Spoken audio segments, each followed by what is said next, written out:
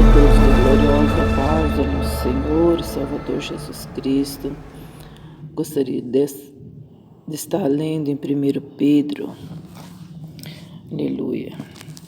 Gostaria de ler capítulo 4, alguns versículos, até onde que o Senhor nos apontar, amém? Diz assim, Ora, pois, já que Cristo padeceu por nós na carne, armai também vós com este pensamento, que aquele que padeceu na carne já cessou do pecado, para que no tempo que vos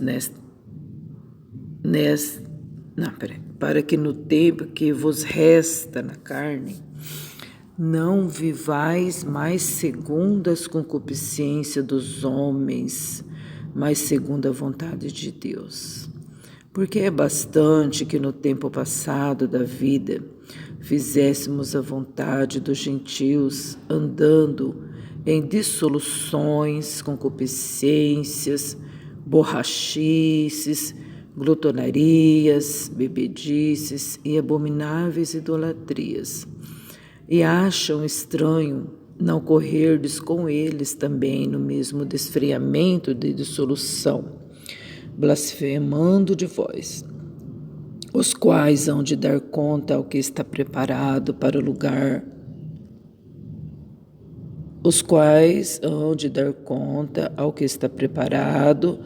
para julgar os vivos e os mortos. Porque por isto foi pregado o Evangelho também aos mortos, para que na verdade fossem julgados segundo os homens na carne, mas vivesse segundo Deus em espírito. E já está próximo o fim de todas as coisas. Portanto, sede sóbrios e vigiai em oração. Mas, sobretudo, tende ardente amor um com os outros, porque a caridade cobre a multidão de pecados. Sendo hospitaleiros uns para com os outros, sem murmurações. Cada um administre aos outros o dom como recebeu, como bons dispenseiros da multiforme graça de Deus. Se alguém falar, fale segundo as palavras de Deus. Se alguém administrar, administre segundo o poder que Deus dá, para que em tudo Deus seja glorificado por Jesus Cristo, a quem pertence a glória e poder para todo sempre. Amém. Amados, não estranheis a ardente prova que vem sobre vós para vos tentar, como se coisa estranha vos acontecesse. Mas alegrai-vos no fato de serdes participante das aflições de Cristo, para que também, na revelação da sua glória, vos regozijeis e alegreis. Se pelo nome de Cristo sois vituperados, bem-aventurados sois, porque sobre vós repousa o Espírito da glória de Deus. Que nenhum de vós padeça como homicida, ou ladrão, ou malfeitor, ou como a que se intromete em negócios alheios. Mas se padece como cristão, não se envergonhe, antes glorifica a Deus nessa parte, porque já é tempo que comece o julgamento pela casa de Deus. E se primeiro começa por nós, qual será o fim daqueles que são desobedientes ao Evangelho de Deus? E se o justo apenas se salva, Onde aparecerá o ímpio e pecador, também, portanto, também os que padecem segundo a vontade de Deus, encomende-se-lhe as suas almas como ao fiel Criador, fazendo bem. Meu Pai, a palavra do Senhor sempre nos aponta para nós fazermos o bem, né? Para nós cuidarmos da parte evangélica, a parte do Evangelho, na verdade, alertando nós para o fim de todas as coisas, para que nós venhamos ser sóbrios, para que nós venhamos vigiar em oração, né? Muitas das vezes a gente fala, mas a palavra do Senhor fala para a gente vigiar, né? Mas a gente tem que vigiar e também orar. Às vezes a gente ora e não vigia. Vigiamos, pois, e não oramos. Então, tem que estar junto. É um vínculo, é verdade? Tem que estar junto mesmo. Porque, quantas das vezes a gente comete tantas faltas por falta de vigiar. Até nós oramos bastante, mas a gente não vigia, não é verdade? E quantas das vezes a gente é bem espertinho, a gente vigia tanto, mas a gente não ora, não é verdade?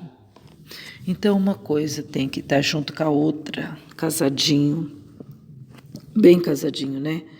Glória a Deus, aleluia. Louvado seja o nome do Senhor. Então nós vemos aqui que esse contexto maravilhoso dizendo que Cristo padeceu por nós na carne, é para nós armar com esse pensamento que aquele que padeceu na carne já cessou do pecado. Então nós temos que pensar o quê, né? Que se nós já morremos, nós já cessou de pecar.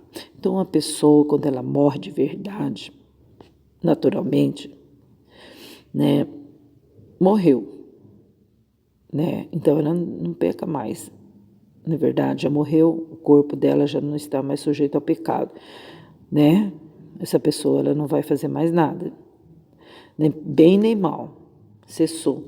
Assim também nós temos que armar com esse pensamento que agora que nós já morremos para o mundo, estamos mortos em Cristo Jesus, nós agora somos ressuscitados para que a gente não venha mais cometer pecado, né? Mas você não peca, sabe? Nossa, eu fico doente com essas coisas. Você é um pecador, né? Claro, né? Claro que a gente comete coisas, mas isso não é voluntário, isso não é programado, isso não está dentro da gente, não é verdade? Porque nós já morremos para o pecado, já morremos, agora nós já somos ressuscitados, não é verdade? Agora eu tenho que me armar com o pensamento positivo, pensamento de Cristo, né? Todos nós somos sujeitos a pecado, tadinho, né? Vamos passar a mãozinha, em nós mesmos, vamos afagar nós mesmos, tadinho de mim. Eu errei porque eu tinha razão, eu errei porque eu tinha motivo. Vamos fazendo isso, que né, vamos ver o que nós estamos criando dentro de nós mesmos, né? Misericórdia. Então nós temos que se armar de pensamento que nós já morremos e quem já morreu não peca mais, verdade? Glória a Deus. Agora nós somos vivificados pelo Senhor para a gente nunca mais pecar, né? Talvez as pessoas até riem quando a gente fala isso, né? Mas o Senhor falou que quem fala que não tem pecado já está pecando. Claro. Se eu ficar falando aí que que eu não tenho pecado, eu estou pecando. Então não é para falar. Por que tem que ficar falando? Só de falar a gente peca, né? Mas isso não significa que nós temos que abraçar o pecado e ficar dormindo com o pecado, fazendo do pecado o nosso companheiro, verdade? Eu sou assim mesmo e eu vou morrer assim, tá? Então continua. Na verdade, todo mundo vai receber da mão de Cristo o seu galardão. Nós temos que mudar de vida, não é verdade? Já pensou, a pessoa ela é exortada e ela continua da mesma forma? Onde está Cristo? Aleluia. O que estamos fazendo? Louvado seja o nome do Senhor. Para que no tempo que nos resta na carne, não vivais mais segundo o desejo dos homens, mas segundo a vontade de Deus. Então, resta tão pouquinho para nós, né? Nós não vamos viver para sempre aqui nessa carne. Resta tão pouco, os dias passam tão rápido, as horas voam. Então, resta só um pouquinho para nós continuarmos nessa carne. Mas já que resta só um pouquinho, vamos viver a vontade do Senhor. Não as concupiscências dos homens, não as vontades excessivas dos homens. Como assim? Desejos demasiados, né? Então o Senhor fala que nós temos que fazer a vontade de Deus, não concupiscência carnal. Agora, olha o que a gente está ouvindo ultimamente. Olha o que a gente ouve os pregadores dizer: eu faço a vontade de Deus, eu não faço a vontade do homem. Só que isso está se tornando uma coisa desafiadora. Eles não estão expressando bem essa frase. Por quê? Eu estou aqui para fazer a vontade de Deus e não do homem.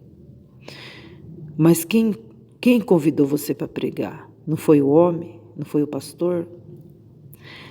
Quem que te deu liberdade para você pregar na igreja? Não foi o pastor? Quem te indicou para você pregar em outra cidade? Ou mesmo em outro lugar? Não foi o pastor? Você não veio? Ou você não vai com a bênção do pastor? Né? Então, muitas das vezes as pessoas não expressam bem, né?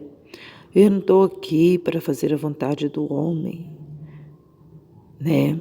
E se nós não estivermos fazendo a vontade do homem, também estamos debaixo do pecado, da desobediência. Por quê?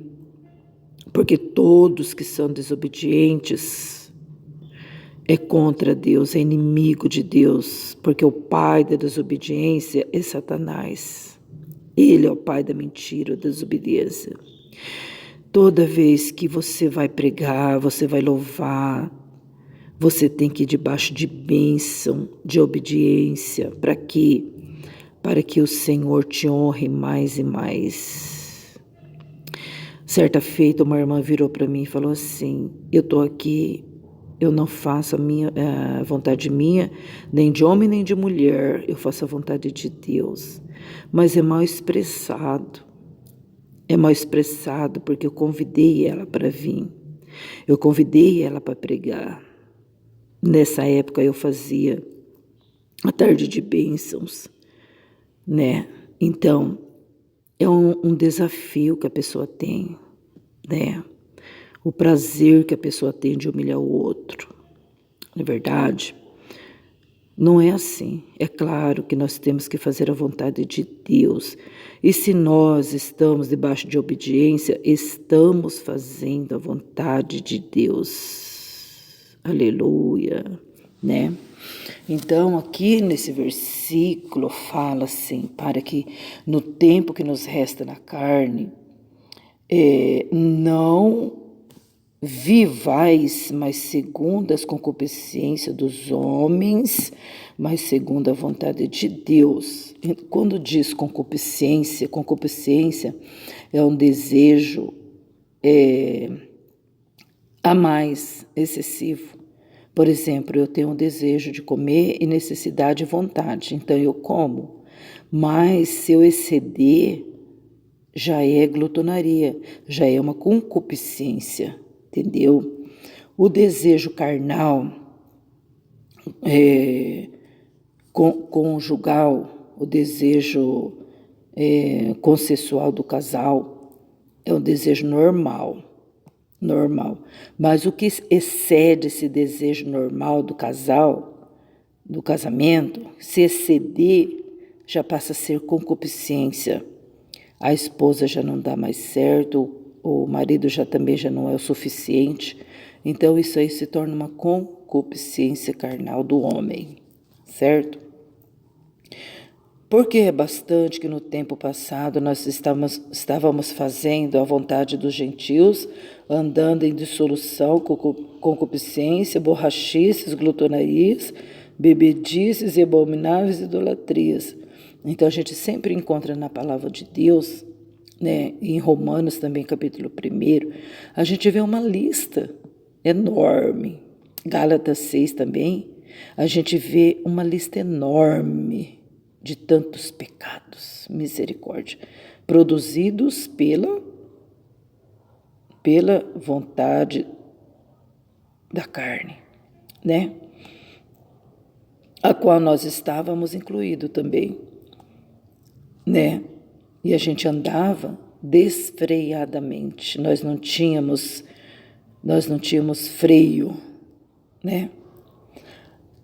E hoje que o Senhor nos deu essa graça de nós sermos lavados e redimidos, as pessoas olham para nós e acham estranho que a gente não estamos correndo no mesmo desfriamento, né? Até blasfemam de nós, até blasfemam da palavra do Senhor, não é verdade?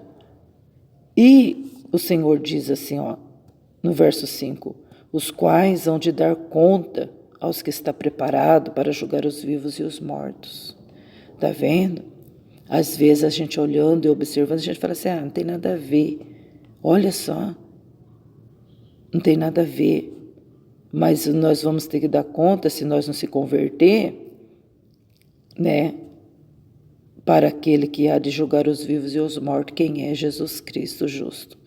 Jesus é advogado, ele é amor, mas no dia do julgamento, ele vai sentar no trono branco. Ele vai julgar os vivos e os mortos que rejeitar a palavra que lava a gente, palavra que purifica a gente.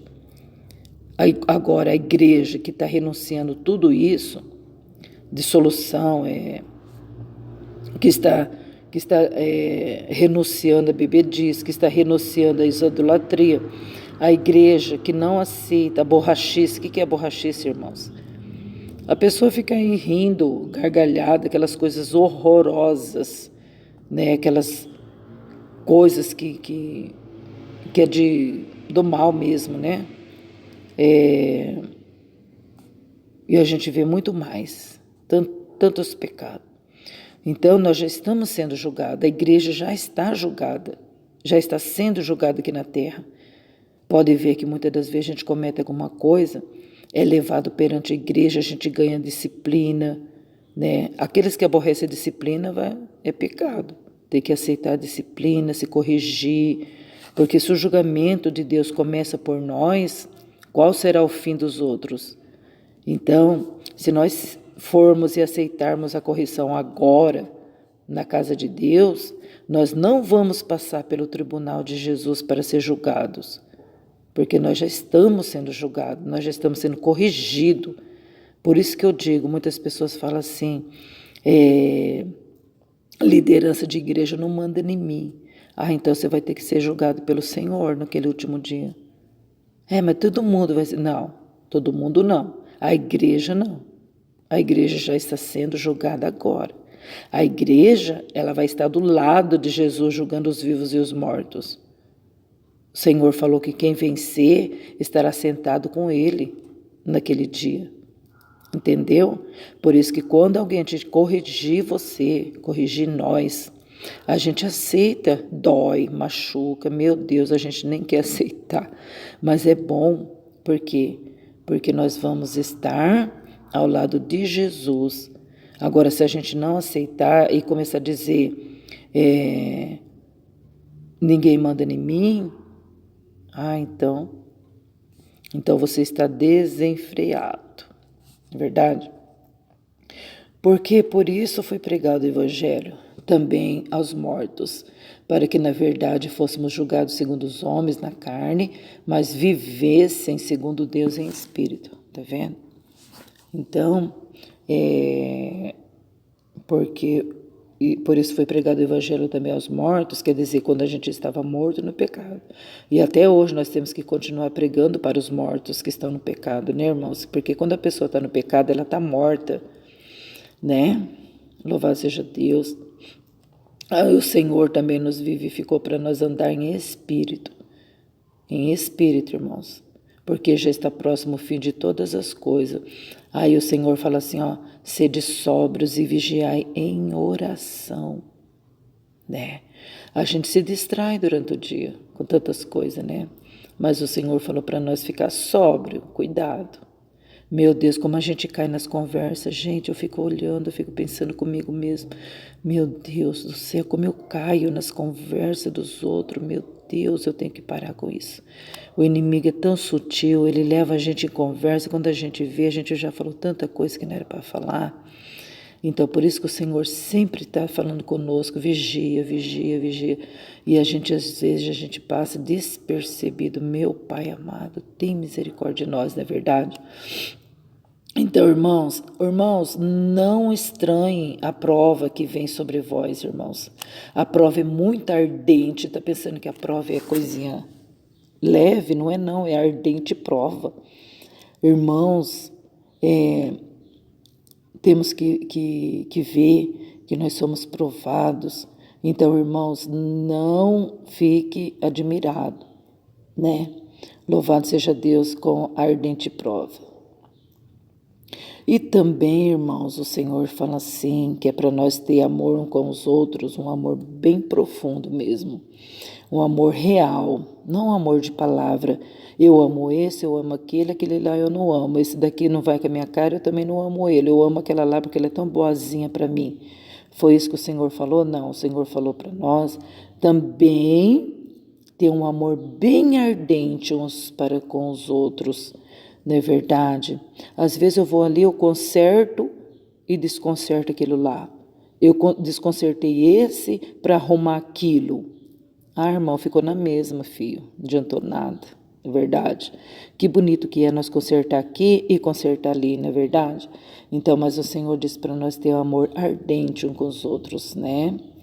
Porque o amor, irmãos, cobre multidão de pecado. Não é verdade? O amor encobre multidão de pecado. Mas o prazer da gente é descobrir o pecado do mundo. Ai, misericórdia, meu Deus, como que a gente tem que se converter mesmo, né? Olha como que a palavra de Deus fala com a gente, né? Porque, irmãos, quando a gente fica sabendo alguma coisinha, a gente quer já falar para os outros. Por quê? Porque a gente não está vigiando.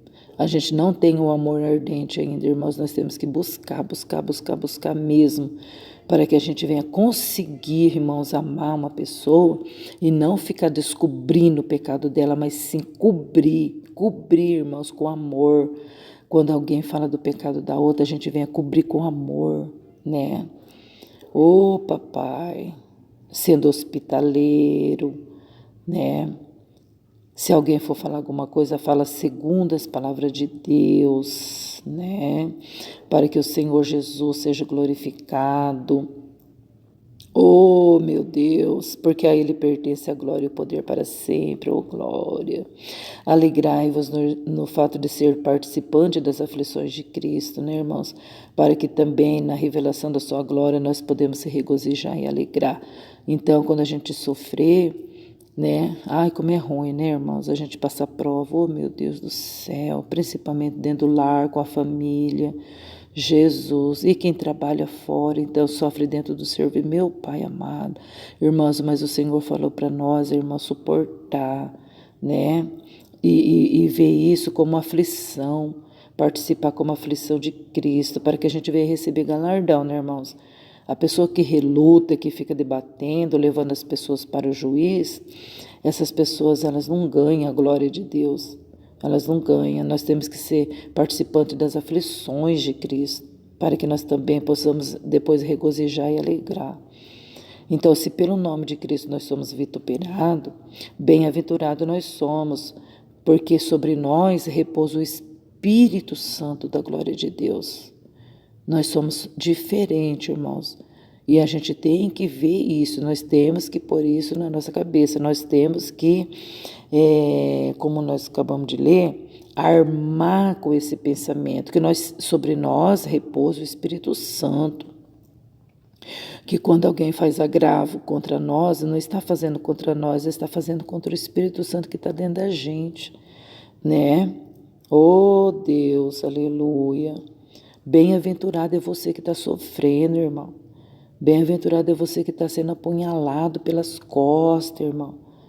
Bem-aventurado. Por quê? Porque você vai receber a recompensa do papai.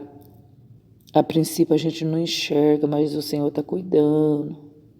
Que nenhum de vós padeça como homicida ou ladrão ou malfeitor, ou como que se intromete em negócios alheios. Tá vendo?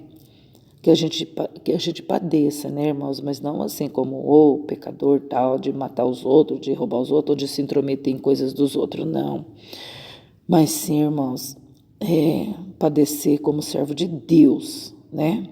Mas se padece como cristão, como servo de Deus, não se envergonhe disso.